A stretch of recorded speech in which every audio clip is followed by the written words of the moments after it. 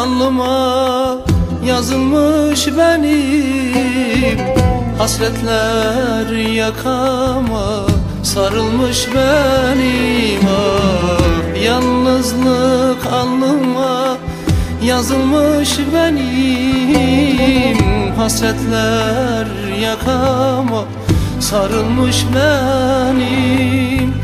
Hiç kimsem kalmadı, kime gideyim?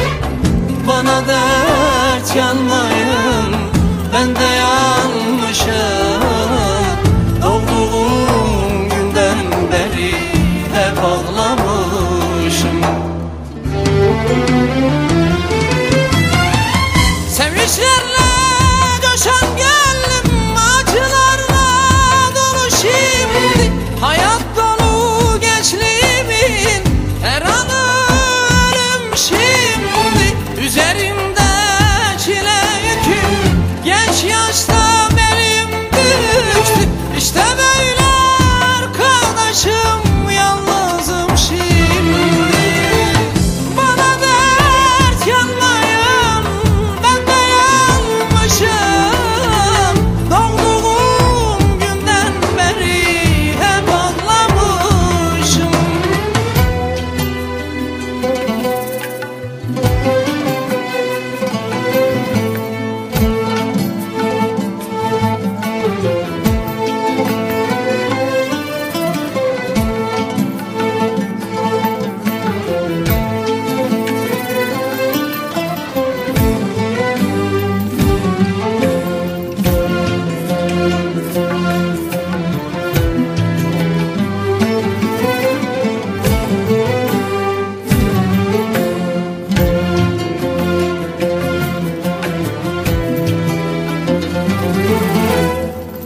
Yürekler dayanmaz benim ahıma, kıyametler kopar her feryadımda.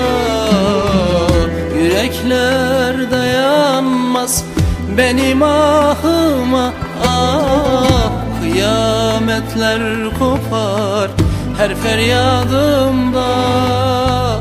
Dertler dize gelir benim yanımda. Bana dert yanmayın, ben de yanmışım. Doğduğum günden beri hep ağlamışım. Sevinçlerle coşan gönlüm acılarla dolu şimdi. Hayat dolu gençliğimin her anı ölüm şimdi. Üzerimde çile yüküm genç yaşta benim düştü. İşte böyle arkadaşım, yalnızım şimdi. Bana dert yanmayın, ben de yanmışım. Doğduğum günden beri hep ağlamışım. Sevinçlerle coşan gönlüm acılarla dolu şimdi. Hayat dolu gençliğimin her anı ölüm şimdi. Üzerimde çile yükü genç yaşta belim büktü. İşte böyle arkadaşım, yalnızım şimdi. Of of, bana dert yanmayın, ben de yanmışım. Doğduğum günden beri hep ağlamışım.